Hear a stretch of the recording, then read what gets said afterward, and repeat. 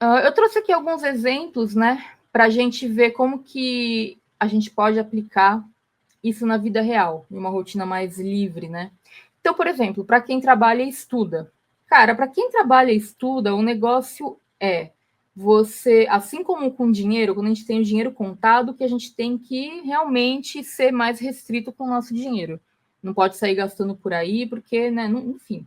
Então, a mesma coisa quando tem o tempo contadinho, certo? Então, você pode aproveitar deslocamentos, pausas no trabalho, pausas durante a faculdade, etc., para você conseguir revisar ou estudar sem comprometer o descanso. Se você precisa desse tempo para descansar, também use para descansar. Mas eu fiz durante muito tempo isso, né, de estudar e trabalhar ao mesmo tempo, e o que eu fazia era estudar um pouquinho antes do trabalho, eu ia mais cedo para o trabalho e ficava num lugar onde não tinha ninguém e conseguia fazer uma pequena revisão assim dos materiais que eu tinha estudado antes e aproveitava, já planejava o dia, já começava no dia de trabalho. Você pode aproveitar o almoço para fazer revisões rápidas e durante deslocamentos você pode ouvir áudios, podcasts, etc. Tem muitas.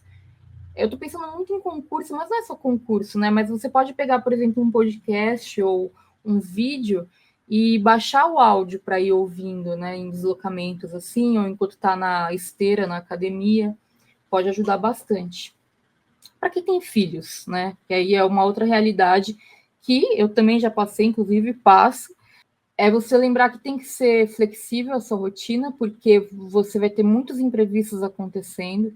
Então, tendo um bebê recém-nascido em casa, como um bebê de até 2 anos, ou uma criança com menos de 10 anos, ou um adolescente, você sempre vai ter imprevistos. Então, o que você tem que entender é o cenário atual do seu filho ou dos seus filhos e encontrar os espaços possíveis ali. Estudar quando as crianças estiverem fazendo suas próprias tarefas. Crie estações de aprendizado em casa para todos. Então, por exemplo, se você tiver espaço, você pode colocar a sua mesa de trabalho aqui com uma cadeira na frente. E essa cadeira na frente fica para o seu filho ou para sua filha estudar, desenhar, ficar ali com você enquanto você está estudando, por exemplo. Óbvio que não vai ser um nível de estudo aprofundado, porque sempre pode ter uma interrupção, mas é um período breve da sua vida que você vai ter ali filhos pequenos. Não é isso, o que eu quero dizer, não é isso que vai atrapalhar a sua vida, entendeu? Porque assim, os filhos crescem e você consegue retomar a rotina. De repente, você pode até esperar um pouquinho para voltar a estudar num ritmo mais pesado e deixar para esse momento que você não consegue tanta concentração para fazer mais revisões e coisas leves. E sempre que possível, envolva a família nos seus projetos, tá bom? Essas são as dicas. Para quem está na graduação, né? Tudo que eu ensino com o MVO de planejamentos, né, especialmente o planejamento do ano, entender quais são os projetos, depois as prioridades do mês, o foco da semana, estudar por ciclos, alternar entre matérias de humanas e de exatas, ou de matérias mais complexas para as mais simples. Tudo isso vai ajudar você a manter o ritmo sem se esgotar, né, especialmente sua capacidade mental.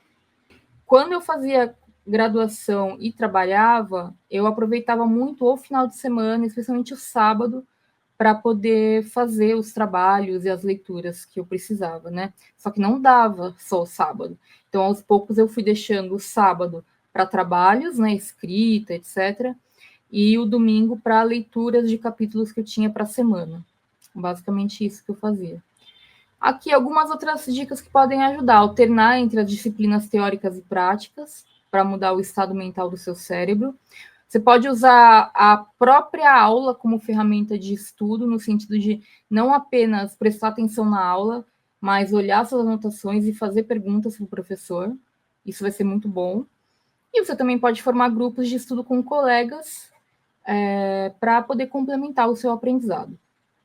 Para quem está retomando os estudos, né, pode ser difícil retomar o ritmo, né, fazer uma graduação e todos os dias para uma faculdade, não é fácil. Então, assim, saiba que é uma adaptação e seja gentil com você mesmo. Tenta começar ali com uma sessão mais curta de estudos, tenta fazer um curso que talvez não seja todos os dias da semana, use materiais que você ache bonitinhos, que sejam prazerosos de usar, sabe? Uma caneta gostosa de escrever, essas coisas. E aí, aos pouquinhos, você vai aumentando a intensidade, se for o caso.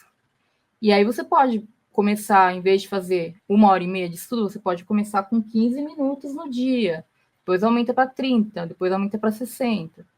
Use técnicas de revisão espaçada para você se reconectar com esse material. Então, como você vai ter menos tempo dedicado ao material, tenta revisar mais do que você revisaria se você tivesse tempo a mais sobrando.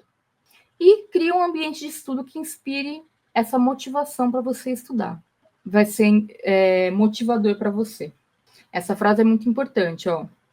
Independente da sua realidade, lembre-se que uma rotina verdadeiramente livre se adapta às suas circunstâncias atuais, evoluindo conforme as suas necessidades e objetivos mudam ao longo do tempo. Eu tenho um amigo que é professor e ele meio que pegou para ele assim que, como ele é professor concursado do estado, tal, ele queria fazer várias graduações para ele poder pegar mais aulas. Né? Quem é professor aí do estado, da prefeitura, sabe como é que é a precarização do trabalho do professor.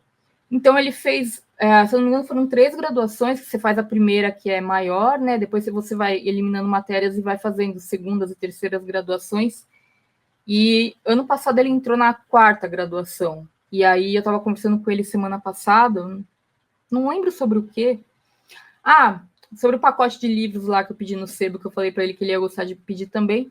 E ele falou que ele saiu da faculdade. Ele falou assim, não compensa, eu já estou num momento aqui que o que eu dou de aula, obviamente eu queria ganhar mais, só que eu acho que seria melhor eu de repente, ou fazer um mestrado para ir para uma escola, para uma instituição melhor e ganhar mais, do que fazer mais do que eu já faço e ganho pouco, entende? Então, é muito importante que você adapte sempre os seus planos à rotina que você tem.